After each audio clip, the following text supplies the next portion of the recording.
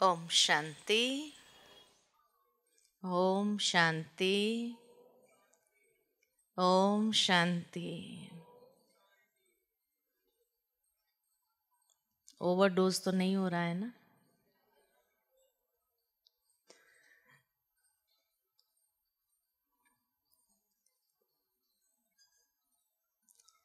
यही तपस्या है,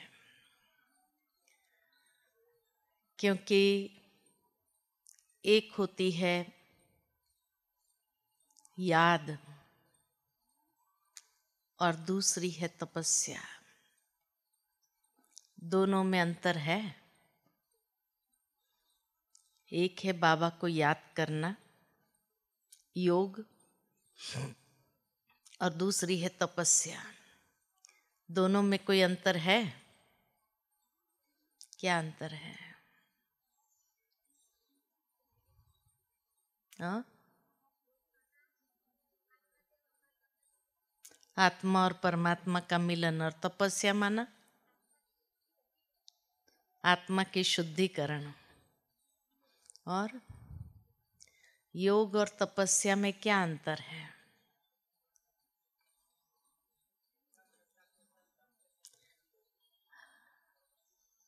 हाँ, आज सारा दिन हमने क्या किया? योग किया कि तपस्या किया? हाँ? योग किया या तपस्या किया? तपस्या थी। योग एक सब्जेक्ट है, जिस सब्जेक्ट में सर्व संबंधों के आधार पर बाबा को याद करते हैं और उस संबंध के सुख की रसना का अनुभव करते हैं। लेकिन तपस्या माना जहाँ चारों सब्जेक्ट इन्वॉल्व हो: ज्ञान, योग, धारणा और सेवा। चारों का बैलेंस जिसको कहा जाए, ये तपस्या है। जब हमारी जीवन शैली ये चारों के आधार पर बन जाए, ज्ञान, योग, धारणा और सेवा के आधार पर, ज्ञान युक्त हो, योग युक्त हो, धारणा युक्त हो और सेवाधारी हो, ये है तपस्या। संगम युग में हमारा जीवन एक तपस्वी जीवन है। तो इसीलिए ये अंतर पड़ जाता है कि योग एक सब्जेक्ट है, जबकि तपस्या चारों सब्जेक्ट मिलाकर के एक जीवन शैली है।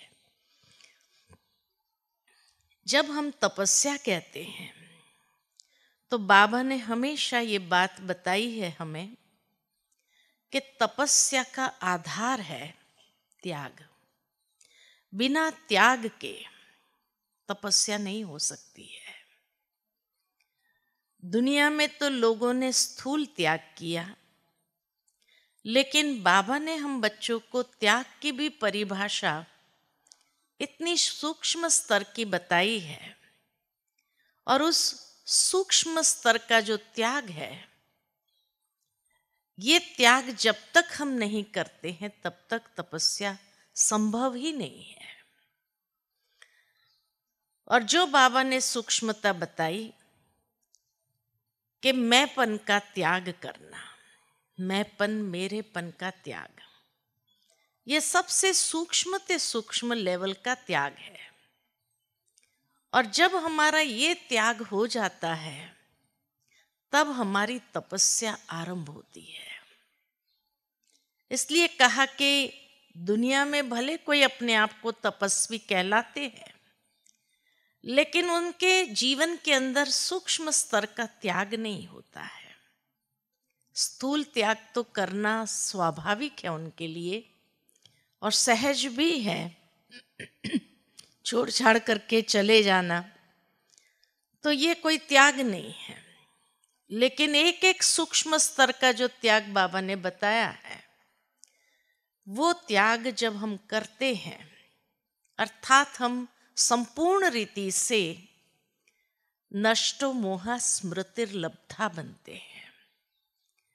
जब एक एक सूक्ष्म त्याग हमारे होने लगते हैं तो उसकी फाइनल स्टेज है नष्टो मोहा स्मृतिर्लब्धा।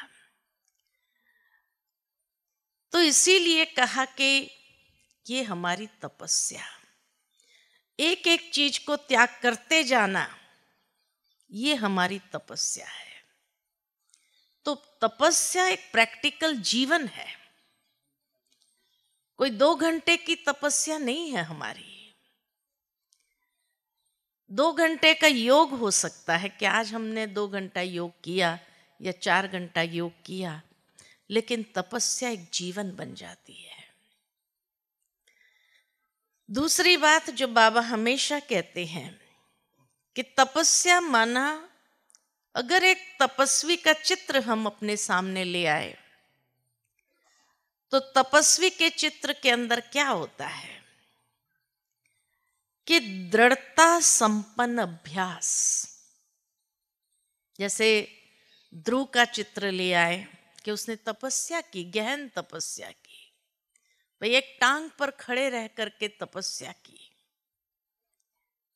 या कोई अगर जंगलों में चला जाता है और तपस्या करते हैं तो वो तपस्या ऐसी होती है कि जिसमें आलस अलबेलापन नहीं आ जाता है, नहीं आ सकता है। तपस्या कोई सहूलियत के आधार पर नहीं होती है कि आज अगर ध्रुव कहे कि मैं तपस्या करता हूं एक टांग पर खड़े रहने की, लेकिन रात को मैं सो जाऊंगा, नहीं, 24 घंटा तपस्या होती है उसकी, है ना।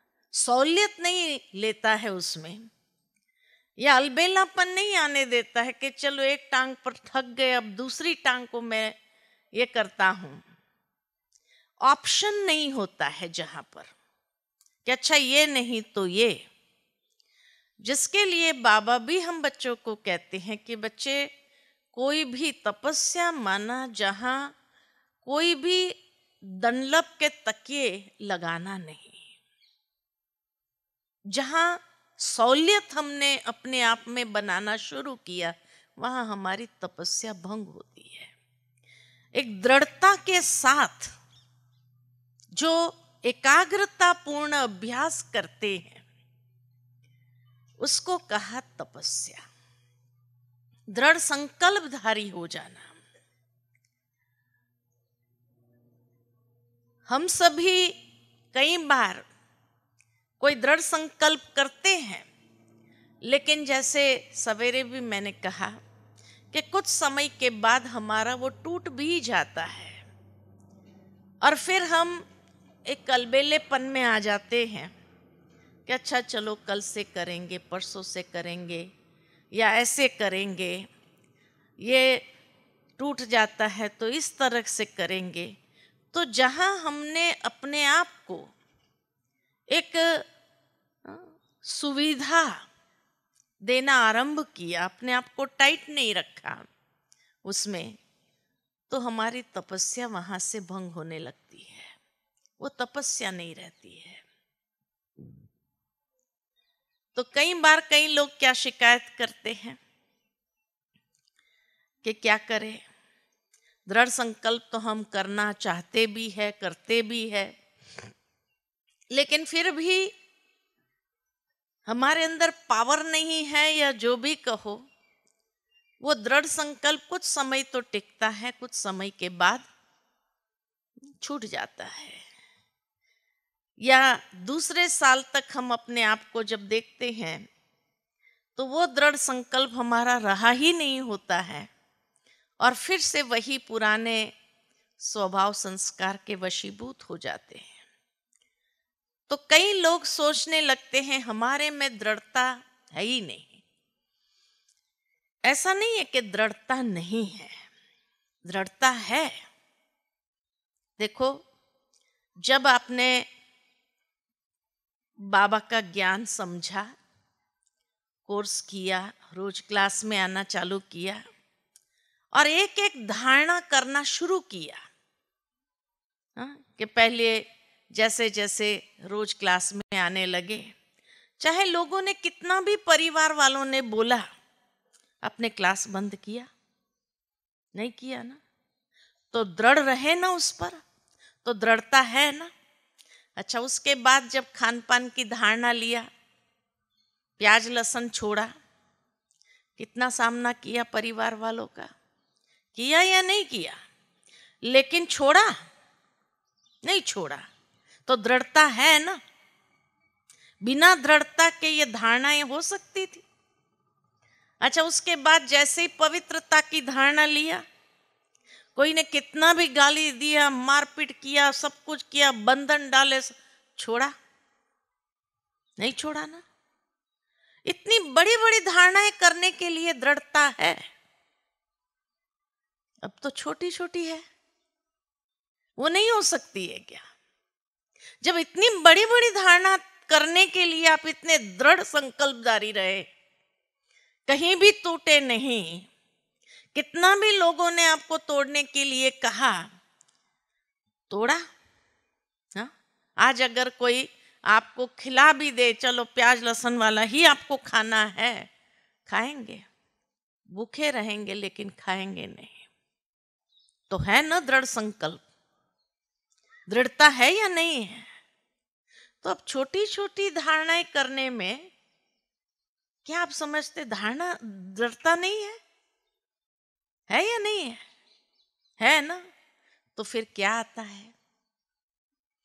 फिर क्या आता है? हाँ, अलबेलापन। यहां अलबेलापन आता है। चलता है, होता है, इतना तो कर लिया ना, इतना तो कर लिया ना।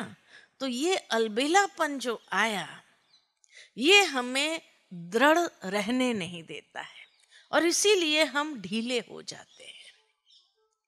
तब हमारा पुरुषार्थ जो एक तपस्या वाला होना चाहिए, वो नहीं रहता है।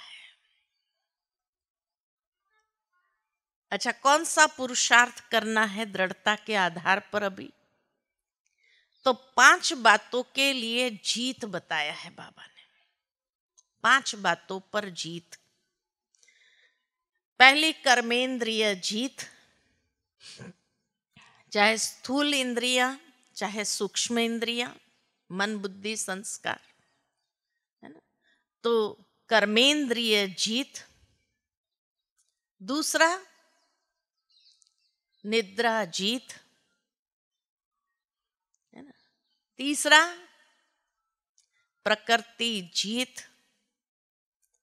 प्रकृति जीत में भी बाहर की प्रकृति और अंदर की प्रकृति, स्वभाव, नेचर हमारा, तो बाहर की नेचर और अंदर की नेचर पर संपूर्ण जीत पाना। चौथा, माया जीत। बड़े बड़े माया के विकारों को तो हमने खत्म कर दिया, जीत प्राप्त कर ली। अब छोटे छोटे जो उसके बाल बच्चे रह गए, उस पर जीत पाने में मेहनत लग रही है। उस पर समझते हैं कि हम दृढ़ नहीं रह पाते हैं। जब बड़े जीत लिए तो छोटे क्या चीज है ना। और 5वां, संस्कार जीत, है ना। तो 5 बातों पर जीत पाना, और ये 5 बातों पर जीत पाना, ये हमारी तपस्या है। ब्राह्मण जीवन माना ये 5 बातों पर पुरुषार्थ करके जीत प्राप्त कर लेना, ये है हमारी तपस्या। इसलिए कहा कि तपस्या एक जीवन है। तपस्या 2 घंटे की नहीं होती है। ये ब्राह्मण जीवन हमारा तपस्या जीवन है, जहां हम निरंतर पुरुषार्थ कर रहे हैं कि सतयुग के आदि में आना है। तो ये 5 बातों के ऊपर हमारी जीत अवश्य होनी चाहिए, क्योंकि ये आदि स्वरूप है हमारा, 5 बातों पर जीत पाना। कभी किस पर जीत पा लेते हैं, बड़ी खुशी होती है। कभी कोई छूट जाता है, बाकी सब तो ठीक है लेकिन नींद आ गई, निद्रा जीत, अब एक रह गया है। या कभी संस्कार जीत, एक रह गया है। या कभी कोई कर्मेंद्रिय जीत, उसी में अटके हुए हैं।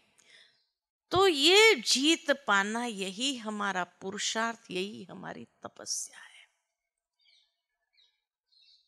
तो दृढ़ता के साथ, एकाग्रता पूर्ण इस पर जीत पाना। लेकिन उसके लिए आवश्यक है कि हमारी बुद्धि और मन बहुत मजबूत होना चाहिए। मन के जो संकल्प है उसमें बहुत मजबूती चाहिए। मन कहाँ कहाँ भटकता है ना? मन कहाँ कहाँ भटकता है। जब कर्मेंद्रिय जीत कहा, स्थूल और सूक्ष्म, तो सूक्ष्म में मन जो आता है, मन बुद्धि को मजबूत करने के लिए मन कहाँ जाता है? कभी देखा? मन हमेशा भटकता है तो 3 चीजों में जाता है, और वो 3 चीज है। एक तो इच्छाओं में जाता है, ये चाहिए, वो चाहिए, ऐसा चाहिए, वैसा चाहिए, इच्छाओं में जाता है। इसलिए बाबा ने हम बच्चों को स्लोगन दिया कि पाना था सो पा लिया, काम क्या बाकी रहा। अब कुछ पाने जैसा है ही नहीं इस दुनिया के अंदर। बाबा ने हम बच्चों को इतना, जैसे कि इच्छा मात्रम अविद्या बनने के लिए, या मन की अनेक इच्छाओं को समाप्त करने के लिए, अरे बच्चे तुम्हें क्या मिला है और कितना मिला है, उसको तो देखो। आप देखेंगे, प्रैक्टिकल अनुभव करेंगे। अगर अपने जीवन को पीछे मुड़ करके देखे तो जब से बाबा के बच्चे बने हैं, हमारी स्टैंडर्ड ऑफ लाइफ कहो या हमारी क्वालिटी ऑफ लाइफ कहो, सुधरी है या बिगड़ी है? हाँ, बहुत अच्छी बन गई है, बहुत अच्छी बन गई है।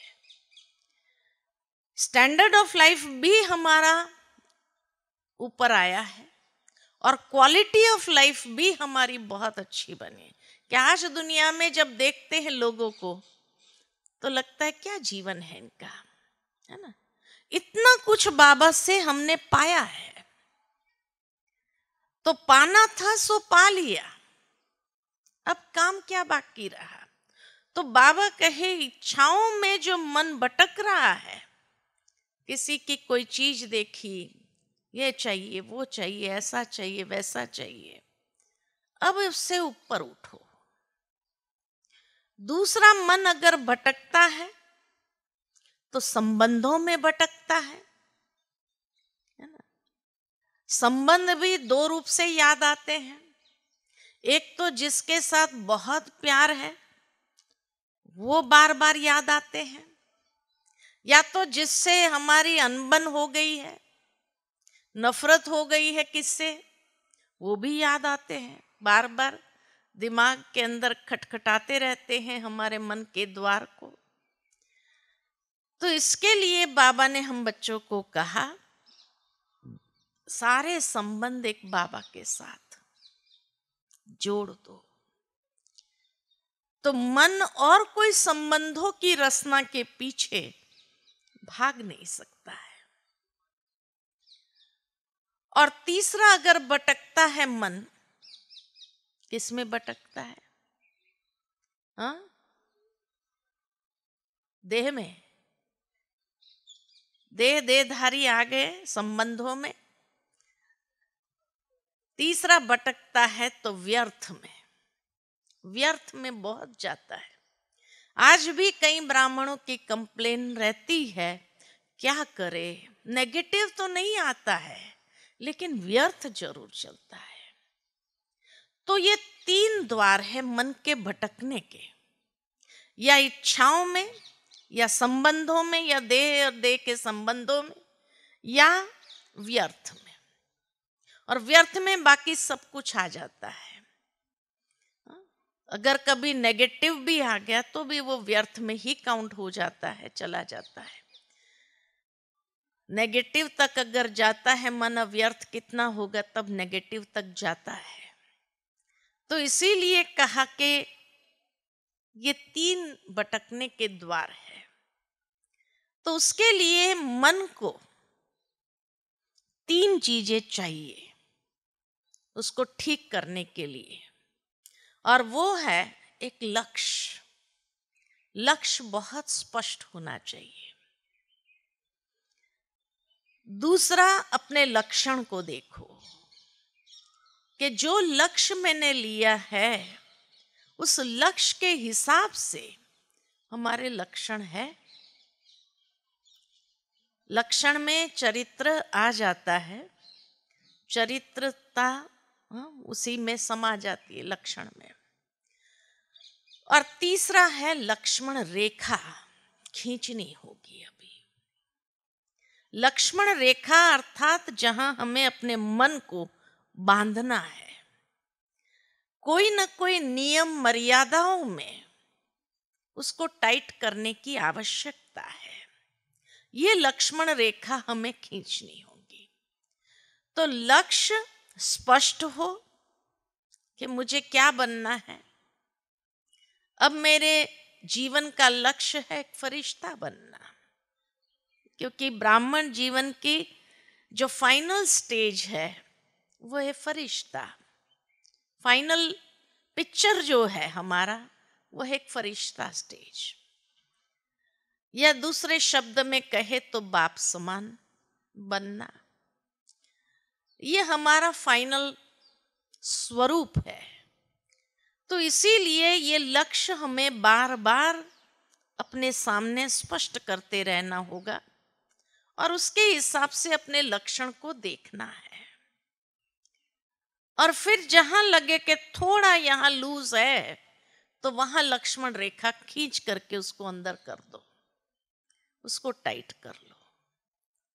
वहां कोई ना कोई मर्यादा अपने लिए निश्चित कर लो ताकि मन वहां से फिर आगे जाए नहीं। तो इसीलिए ये 3 चीजों में भटकता है, तो उसके लिए ये 3 चीज स्पष्ट होना आवश्यक है। ये हमारी तपस्या है, क्योंकि तभी हमारा मन एकाग्र होने लगेगा। तब तक एकाग्रता नहीं आएगी।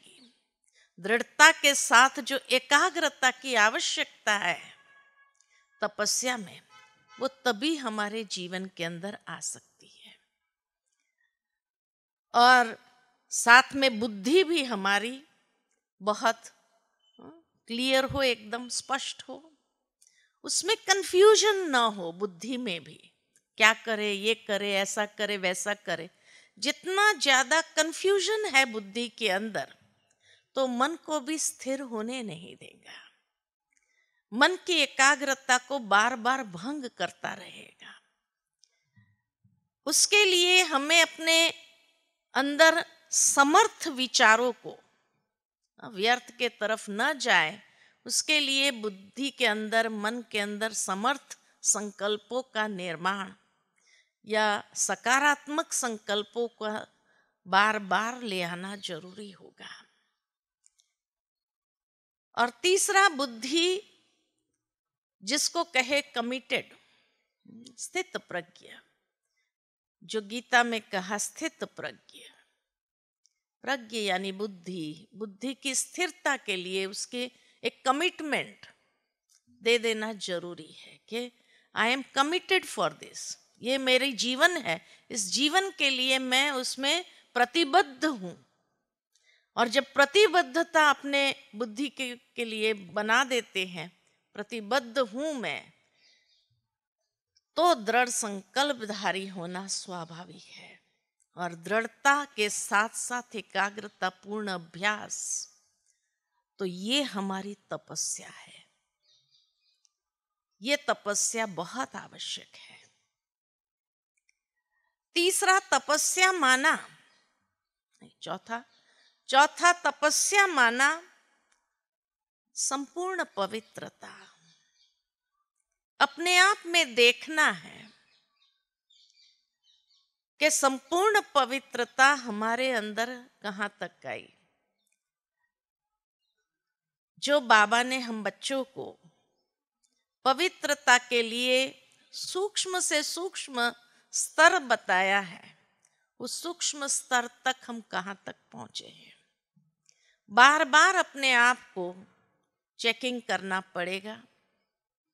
और ब्राह्मण जीवन अगर देखा जाए तो फिर भी हम कहेंगे कि एक पवित्रता को नेचुरल धारण करना हमारे लिए स्वाभाविक है। क्यों? क्योंकि यही जन्म है जहां बाबा की मदद है।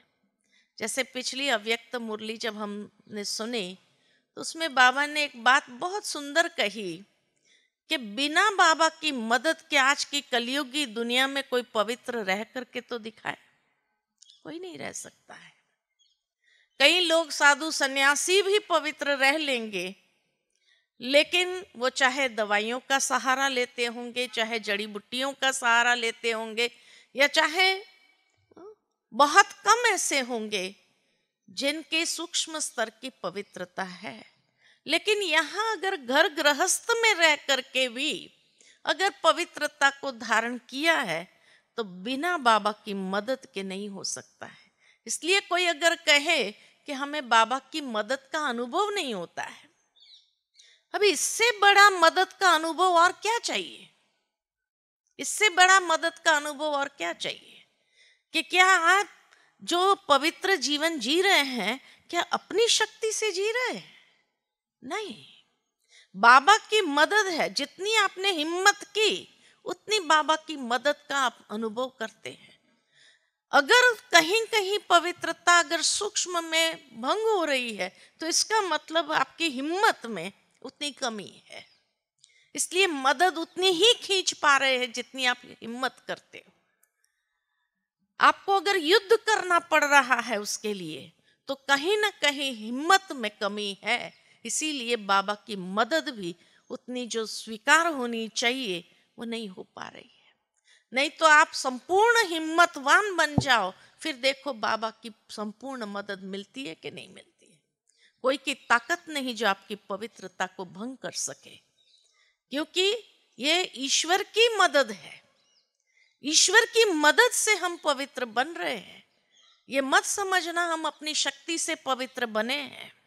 इम्पॉसिबल है आज कलयुगी दुनिया के अंदर, जहां चारों ओर तामसिकता हो, तमो प्रधानता हो, ऐसी दुनिया में रह करके पवित्र बनना तो बिना भगवान की मदद के थोड़ी हो सकते हैं।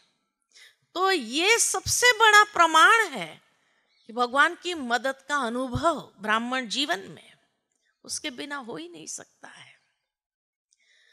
तो इसीलिए कहा कि पवित्रता माना सूक्ष्म से सूक्ष्म स्तर की जो पवित्रता हमने धारण की है, तो जितनी हम हिम्मत करते जाते उतनी बाबा की मदद का अनुभव हम करते हुए आखिर एक न एक दिन संपूर्ण बन ही जाते हैं। तो ये बाबा की बहुत पावरफुल मदद इस युग में हमें प्राप्त है। और फिर भी अगर देखो तो ये अंतिम जन्म, कल्प का ये अंतिम जन्म में ये हिम्मत रखना कैसे संभव है? कैसे संभव है कि ये हिम्मत हम रख पाए? कई लोगों को बहुत अच्छा लगता है, ब्रह्मा कुमारियों की मर्यादा, ब्रह्मा कुमारियों का जीवन बहुत अच्छा लगता है, लेकिन फिर भी नहीं कर पाते हैं। क्यों? तो कई बार कई लोग कह देते भाई उसके कार्मिक अकाउंट्स ऐसे हैं। कार्मिक अकाउंट्स की बात नहीं है। आज हम देखें कि अंतिम जन्म में भी दूसरे लोगों से हमारी बुद्धि कितनी अच्छी है, भगवान को पहचानने की बुद्धि है हमारे पास। अंतिम जन्म में हमें ये बुद्धि प्राप्त है। अंतिम जन्म में देखो ज्ञान में आने से पूर्व भी चरित्र अच्छा था, तभी तो बाबा का आकर्षण हुआ हमें। तो चरित्र हमारा अच्छा है दुनिया के लोगों से, नहीं तो आज तो छोटे छोटे बच्चों का चरित्र कैसा हो गया है। तो अंतिम जन्म में भी वी आर ब्लेस्ड, तो हमारे कर्म बहुत अच्छे हैं, इसीलिए वी आर ब्लेस्ड कि अंतिम जन्म में भी हमारी बुद्धि अच्छी है, हमारे चरित्र अच्छा है, हमारे कर्म अच्छे हैं, तभी हम बाबा के पास आए हैं, नहीं तो नहीं आ सकते हैं। इसीलिए जितना हम आगे से आगे हिम्मत करते जाते हैं पवित्रता को धारण करने की, तो विजयी स्वाभाविक है। ये हमारी तपस्या है कि संपूर्ण पवित्रता को इस जीवन के अंदर साकार करना, ये हमारी तपस्या है। और ये तपस्या संभव तब है जब अंदर से बेहद की वैराग्य वृत्ति हो। तो तपस्या माना क्या? तपस्या माना बेहद की वैराग्य वृत्ति। बेहद की वैराग्य वृत्ति अर्थात जो बाबा हमेशा कहते हैं बैलेंस, न्यारा और प्यारा। एक तरफ न्यारा भी है, दूसरी ओर प्यारा भी बनते हैं। समाज में ही रहना है, घर गृहस्थ में ही रहना है, लेकिन फिर भी न्यारा। ये है वैराग्य वृत्ति। राज ऋषि जिसको बाबा ने कहा कि अधिकार भी उतना ही है और ऋषि माना त्याग भी इतना ही है तो यूज करते हैं, नहीं है तो उसके बिना चला भी सकते हैं। ये नहीं कि भाई उसके बिना हमारा काम अटक जाता है, नहीं है तो यूज करें, नहीं है तो उसके बिना भी चल सकता है। इस तरह के न्यारे और प्यारी स्टेज, ये है बेहद की वैराग्य वृत्ति। और ये बेहद की वैराग्य वृत्ति क्या कर सकती है? तो एक बार जैसे आज दादी गुलजार की बातें सुन रहे थे, तो दादी गुलजार के पास हम बैठे थे, कभी शाम के समय में बैठते थे, चिट चैट करते थे। तो एक बार दादी से मैंने पूछा कि दादी, एक तरफ तो बाबा कहते हैं कि बच्चे समय आपके कारण रुका हुआ है, क्योंकि आप संपूर्ण नहीं बने इसीलिए विनाश नहीं हो रहा है, समय रुका हुआ है ना। और दूसरी ओर जब हम ब्राह्मणों को देखते हैं, तो जब आप दादियां थी तो उस समय तो बाबा के साथ ही आप लोगों का सारा जीवन सब कुछ था, तो एक सतो प्रधान अवस्था थी पुरुषार्थ की भी। धीरे धीरे अभी हम देखते हैं कि ब्राह्मणों के तपस्या को हो या पुरुषार्थ को हो, उतना नहीं है जो आप लोगों का नेचुरल था। वो सात्विकता जो होनी चाहिए पुरुषार्थ में, वो नहीं दिखाई देती है।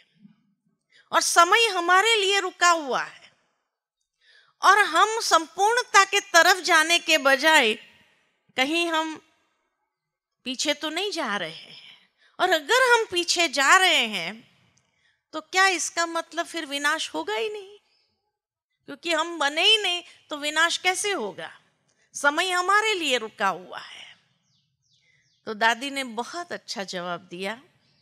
दादी ने कहा कि देखो उषा, बाबा आकर के 3 धर्म की स्थापना करता है, ब्राह्मण धर्म, देवता धर्म या सूर्यवंशी घराना और चंद्रवंशी। तो ये 3 धर्म की स्थापना बाबा करते हैं। तो ब्राह्मण भी धर्म है, ब्राह्मण धर्म है। और कोई भी धर्म साइकिल में देख लो, चक्र में, तो कोई भी धर्म को 4 स्टेजेस से गुजरना ही पड़ता है ना। हर धर्म को, चाहे हिंदू धर्म को भी देख लो, भले वो देवता धर्म वाले थे, लेकिन फिर जब हिंदू कहलाए, फिर धीरे धीरे गिरती कला उसमें आ गई, आज वो भी तमो प्रधान हो गए। तो सतो प्रधानता, सतो, रजो और तमो से तमो प्रधानता, ये हर धर्म की 4 स्टेजेस जरूर होती है। इसी तरह ब्राह्मण भी धर्म है। हाँ, क्रिश्चियन धर्म की देख लो, बौद्ध धर्म की देख लो, हर धर्म में ये गिरावट आती ही है। तो ब्राह्मण भी धर्म है। तो ब्राह्मणों को भी ये 4 स्टेजेस से गुजरना ही पड़ता है। जब दादियां थी, बाबा थे, बाबा मम्मा दादियां, तो उस समय सतो प्रधानता थी उस धर्म की। फिर धीरे धीरे सतो हुई, फिर रजो हुई, फिर तमो आई। अभी तो दादी ने कहा अभी तो और भी आप देखेंगे तमो प्रधानता ब्राह्मण धर्म में भी आएगी। लेकिन जब ये तमो प्रधानता आएगी तब 2 प्रकार के बच्चे हो जाएंगे। एक है जिसको देख करके बेहद का वैराग आएगा, और दूसरे हैं जो सोचेंगे इससे तो दुनिया ही अच्छी, इससे तो दुनिया ही अच्छी, दुनिया में, तो वो दुनिया में चले जाएंगे। जिसने मन से भी ये सोचा कि इससे तो दुनिया ही अच्छी, वो दुनिया में जाना ही है, क्योंकि भगवान को उसने पहचाना ही नहीं है। अगर ये कहा कि इससे तो दुनिया अच्छी, दुनिया के लोग अच्छे, तो इसका मतलब उसने यथार्थता को जाना ही नहीं है। और सहज माया उनके बुद्धि को पकड़ करके खींच लेंगी। और अच्छे अच्छे, जो बाबा रोज मुरली में कहते हैं, अच्छे अच्छे भी जाएंगे, गिरेंगे। वो अच्छे अच्छे क्यों जाएंगे? कोई ना कोई कारण बनेगा और वो जाएंगे जरूर।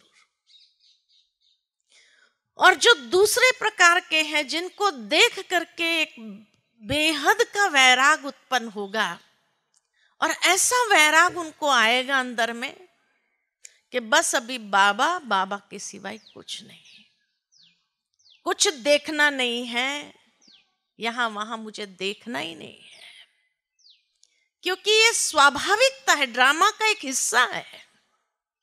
जब ड्रामा का हिस्सा है तो हम क्यों सोचे? लेकिन उसको देख देख करके एक वैराग आएगा, और वो वैराग के आधार पर जो पुरुषार्थ करेगा वो रियल पुरुषार्थ होगा। क्योंकि एक वैराग से पुरुषार्थ जो आरंभ करेगा, तो उनके अंदर जो ऐसी लगन लगेगी, एक बाबा दूसरा न कोई, एक नामी, बस बाबा, बाबा के सिवाय कुछ नहीं, एक रस, इकोनॉमी, और सब बात में जो बाबा ने एक का पाठ पढ़ाया है, वो एक का पाठ उसके अंदर पक्का होने लगेगा। एकांत प्रिय, एकाग्रता, और उस बेहद की वैराग्य के साथ जो पुरुषार्थ करेगा, उनका पुरुषार्थ समय को ले आएगा।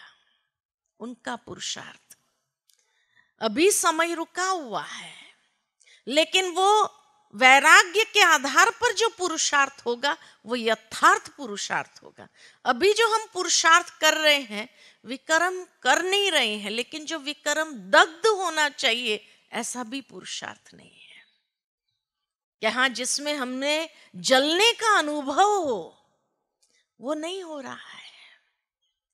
तो इसीलिए दादी ने कहा कि जब वो पुरुषार्थ होगा ना, वो समय को ले आएगा। और वो भले थोड़ी सी आत्माएं होंगी, लेकिन वो इतनी पावरफुल होगी जो समय को ले आएगा, और वो विनाश ज्वाला को प्रज्वलित करेगी, विनाश ज्वाला को प्रज्वलित करेगी। और फिर उनके इस बेहद के वैराग्य से जो विनाश आरंभ होगा, जो बनने थे वो बन गए, और फिर या तो समय किसको बनाएगा, बाकी जो रह गए, लेकिन जिसने अभी तक बेहद के वैराग्य को अपनाया नहीं, तपस्या नहीं, तो उनको फिर समय करवाएगा, लेकिन समय को मार्क्स मिल जाएगा। तो इस तरह से 3 प्रकार के बच्चे हो गए। एक जो दुनिया में जाएंगे, अच्छे अच्छे भी गिरेंगे, झाड़ हिलेगा और गिरेंगे। दूसरे जो वैराग्य वृत्ति से तपस्या आरंभ करेंगे, और तीसरे जो बीच में है जिसको समझ में नहीं आ रहा है क्या करे, तो समय उनसे करवाएगा। लेकिन क्योंकि समय करवाएगा इसलिए मार्क्स समय को चला जाएगा, उनको नहीं मिलेगा। लेकिन चलो फिर भी समय ने करवाया तो बच तो गए ना, दुनिया में तो नहीं चले गए। तो इसीलिए अंदर से समय के प्रति थैंक्स तो निकलेगा कि चलो समय ने मुझे बचा लिया। समय करवा रहा है कोई बात नहीं, लेकिन बन तो गए हम। तो इसीलिए बाबा बार बार कहते हैं, बच्चे सी फादर फॉलो फादर। किसी को मुझे देखना नहीं है, किसी का मुझे सुनना नहीं है, किसी की बातों में मुझे जाना नहीं है। नहीं तो जो कहा अच्छे अच्छे भी गिरेंगे, कहीं हमारा नंबर उसमें न लग जाए। तो बेहद की वैराग्य वृत्ति ये समय को ले आएगा और विनाश ज्वाला को प्रज्वलित करेगा। जो बाबा कहते हैं कई बार कि विनाश ज्वाला यहाँ से ही प्रज्वलित होनी है, लेकिन कौन प्रज्वलित करेगा? जिसके अंदर ये तपस्या आरंभ हो जाएगी, बस और कुछ नहीं देखना है, किसी को नहीं देखना है, मैं और मेरा बाबा, बस किसी को नहीं देखो, है ना। तो ब्राह्मण धर्म है और उस धर्म में ऊंचाई नीचाई देखेंगे आप, बहुत कुछ होगा, लेकिन अपनी बुद्धि को वहां लगाना नहीं है, लगाना नहीं है। दादी ने बहुत सुंदर ये स्पष्टीकरण दिया था, और ये स्पष्टीकरण के बाद एकदम जैसे कि सारे सवालों को जैसे फुल स्टॉप लगा दिया। नहीं तो कई बार देखते हुए मन के अंदर आता था कि बाबा का ज्ञान सुनने के बाद भी ऐसा क्यों कोई करता है, क्यों अपने कर्म को सुधार नहीं पाता है, क्यों ऐसी चलन है, क्यों ये कर रहा है, ये आता था। लेकिन अभी उसके बाद फुल स्टॉप, ये भी ब्राह्मण धर्म है। इसलिए दादी को कभी भी किसी की भी, जैसे नीलू बहन ने कहा, हम किसी की दादी कभी परचिंतन नहीं करती थी, लेकिन कभी कभी बातें मन में आती थी तो जाकर के हम सुनाते थे, दादी ऐसा हुआ ऐसा हुआ ऐसा हुआ। दादी इतना प्यार से सारा सुनने के बाद कहती थी, राजधानी स्थापन हो रही है ना, सब तो राजा बनने नहीं है ना, कोई तो आपके दास दासी भी तो बनेंगे ना, राजधानी जो बन रही है। मन दादी इतना हल्का कर देती थी, जो अंदर में बातें होती थी ना, एक सेकंड में दादी समाप्त कर देती। सारा सुनने के बाद दादी कभी उसमें अच्छा इंटरेस्ट नहीं लेती थी, लेकिन एक ही चीज दादी के अंदर से हमेशा सुनने को मिली, अरे राजधानी स्थापन हो रही है, क्यों देखने का? वो तुम्हारा दास दासी बनना चाहता है तो तुम क्यों परेशान हो रही है? तुम क्यों परेशान है? वो अगर कहता है मैं तुम्हारा दास दासी बनूं, तो आप क्यों परेशान हो रही है? बनने दो ना उसको। हाँ, शुभ शुभ भावना जरूर रखो, परेशान नहीं हो। ये ऐसा क्यों कर रहा है? बाबा का बच्चा है क्या? देखो ना कैसा कर रहा है, कैसे चलन चल रहा है, कैसी बात कर रहा है। दादी कहती है जब उसको स्वीकार है दास दासी बनना, तो आपको क्या परेशानी है? बनने दो उसको, कोई तो बनेगा ना।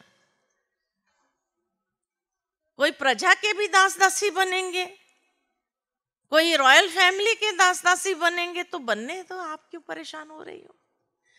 तो कई बार दादी की ये बातें सुन करके याद आती है कि सचमुच this is part of drama, ये भी एक ड्रामा का हिस्सा है। इसीलिए इसको देखते हुए नहीं देखो, सुनते हुए नहीं सुनो, परेशान नहीं होना है, क्योंकि ये भी ड्रामा में है और हर एक का पार्ट अपना अपना वो बजा रहे हैं। अब उसका अगर है पार्ट तो बजाने दो उसको, क्योंकि उसको वही स्टेटस फाइनल करना है अपना। तो फाइनल तो यहाँ से ही करेंगे ना, अपने कर्म से, कि वहां जाकर करेंगे, यहाँ से ही करेंगे, तो क्यों आप परेशान होते हो? करने दो। तो ये जब देखते हैं तो सहजता से अभी बुद्धि में आता है कि हाँ भाई राजधानी बन रही है, वो अगर दास दासी बनना चाह रहे हैं तो हम क्यों परेशान हो रहे हैं? हमें परेशान होने की आवश्यकता नहीं है, बनने दो ना उसको।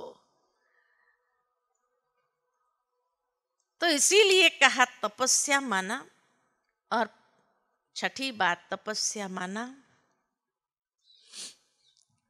साइलेंस पावर को अंदर में जमा करना।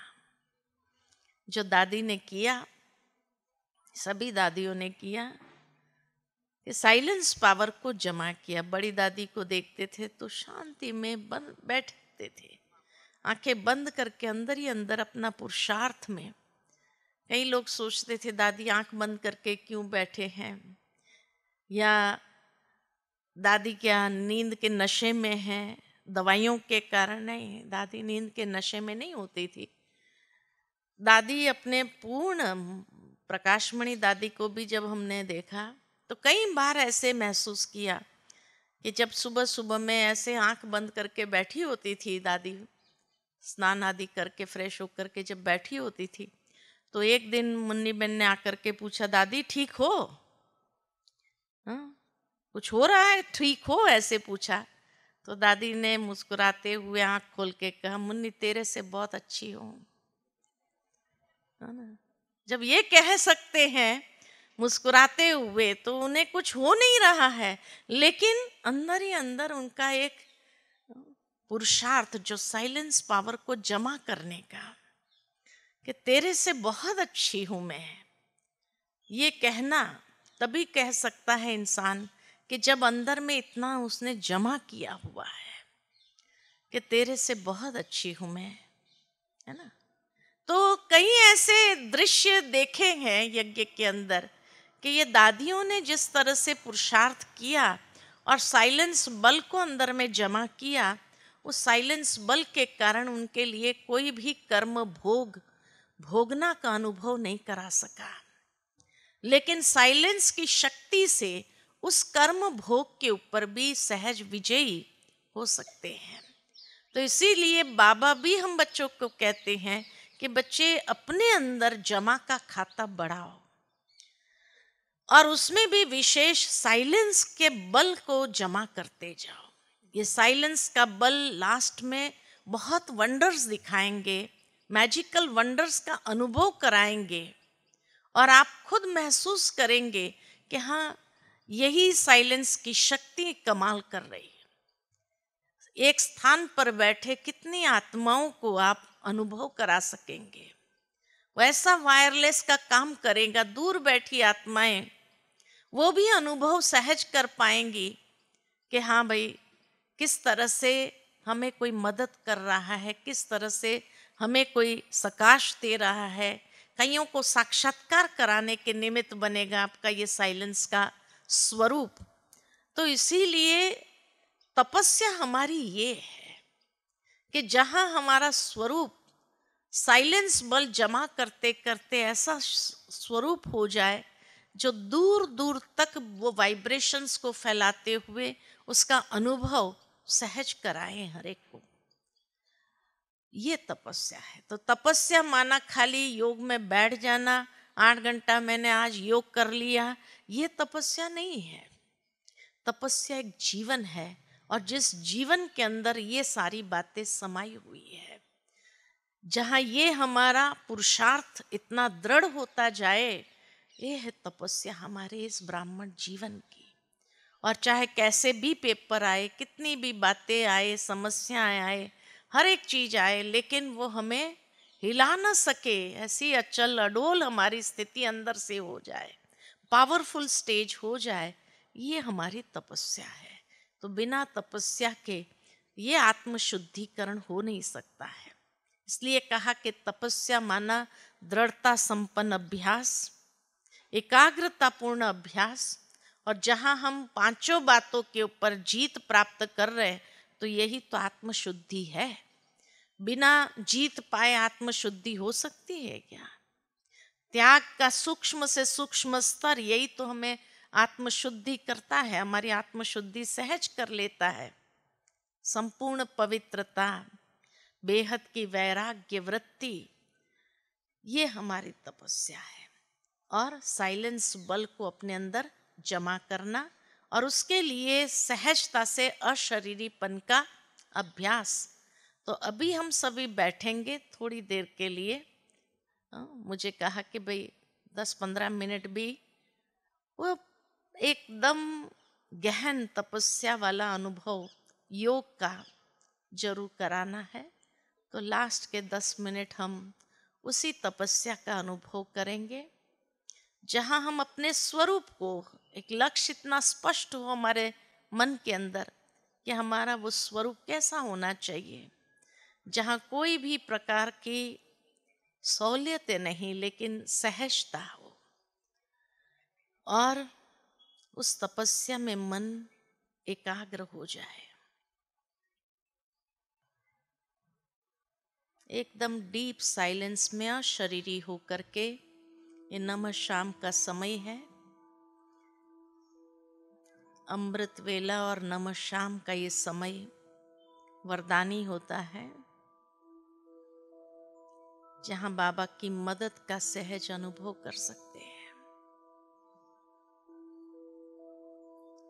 तो कुछ क्षण के लिए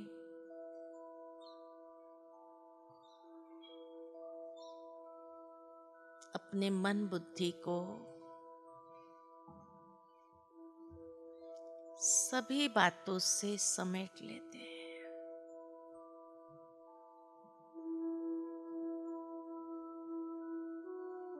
अंतर चक्षु से स्वयं को देखें।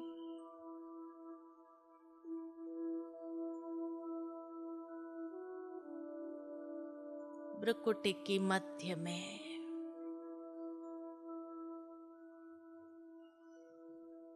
मैं आत्मा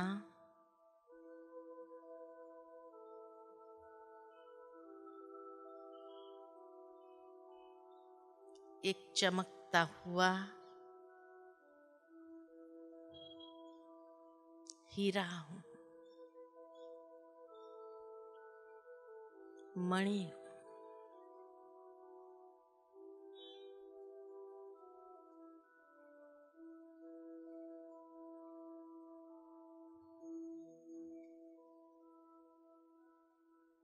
धीरे धीरे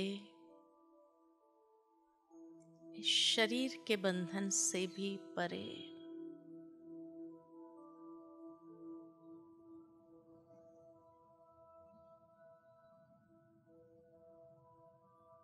अशरीरी स्वयं को करते जाए।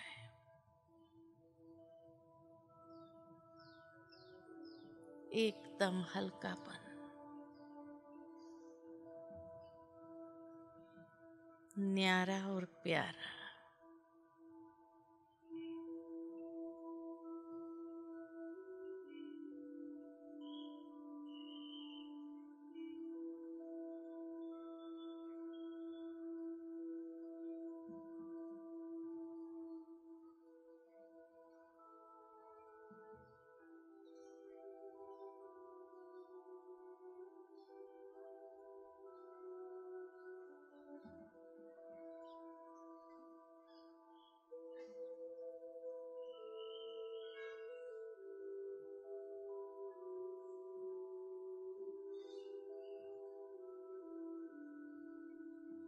और स्वयं को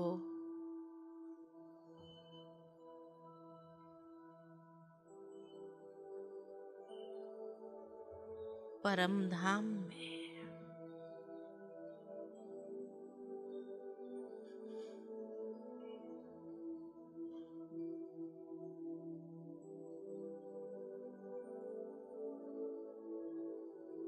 जहाँ चारों ओर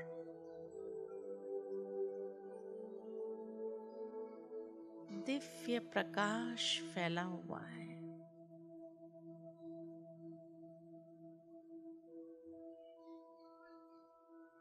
मैं अशरीरी आत्मा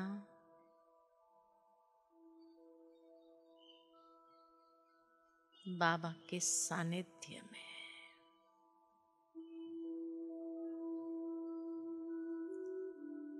निसंकोच संकल्प स्थिति में।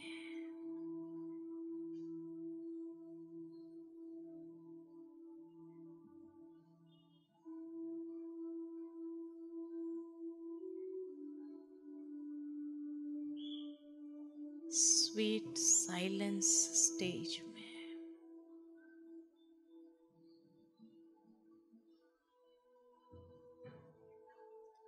डीप साइलेंस, गहन शांति।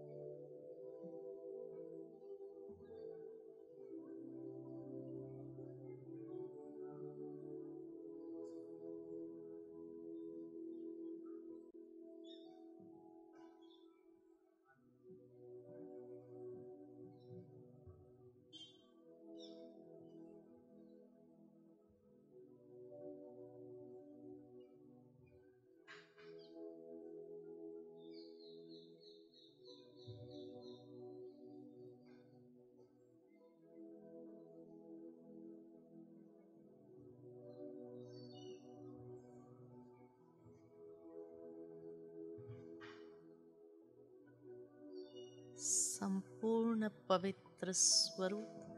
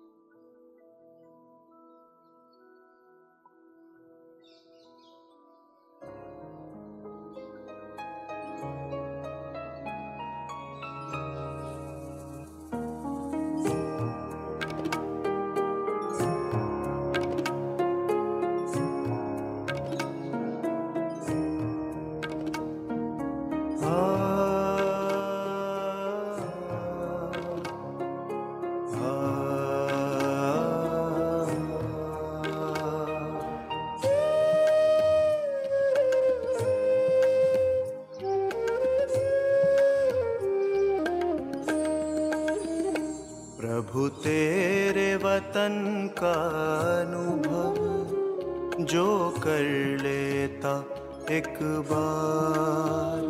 प्रभु तेरे वतन का अनुभव जो कर लेता एक बार, उसका तो मन हो जाता है सभी हदों से पार। प्रभु तेरे वतन का अनुभव जो कर लेता एक बार। प्रभु तेरे वतन का अनुभव जो कर लेता एक बार।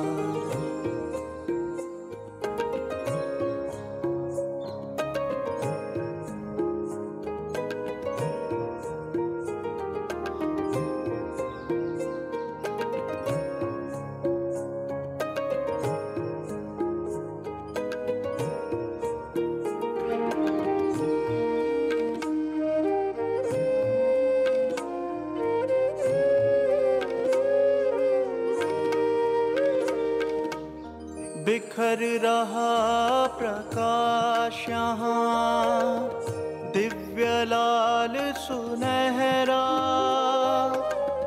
बंधन मुक्त अवस्था का यहाँ हो रहा अनुभव गहरा। बिखर रहा प्रकाश यहाँ दिव्य लाल सुनहरा, बंधन मुक्त अवस्था का यहाँ हो रहा अनुभव गहरा। समा के तेरी किरणों में मिल रहा आनंद अपार। प्रभु तेरे वतन का अनुभव जो कर लेता एक बार। प्रभु तेरे वतन का अनुभव जो कर लेता एक बार।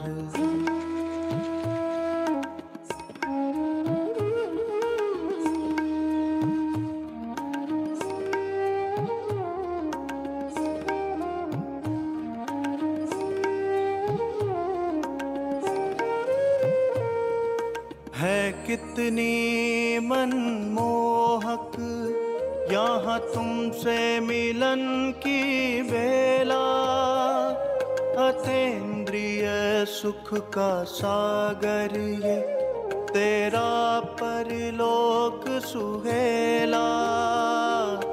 है कितनी मनमोहक यहाँ तुमसे मिलन की बेला, अतीन्द्रिय सुख का सागर ये तेरा परलोक सुहेला। संपूर्ण स्वरूप की अनुभूति का ये अद्भुत संसार। प्रभु तेरे वतन का अनुभव जो कर लेता एक बार। प्रभु तेरे वतन का अनुभव जो कर लेता एक बार।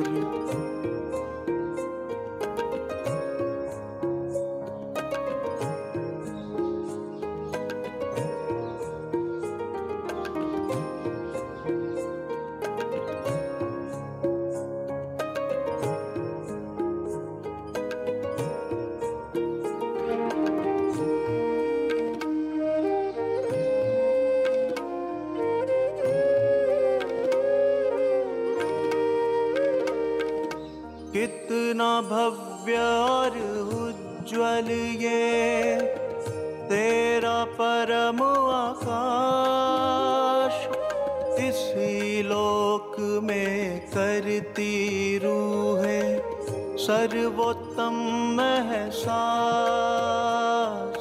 कितना भव्य और उज्ज्वल ये तेरा परम आकाश, इसी लोक में करती रूहें सर्वोत्तम एहसास।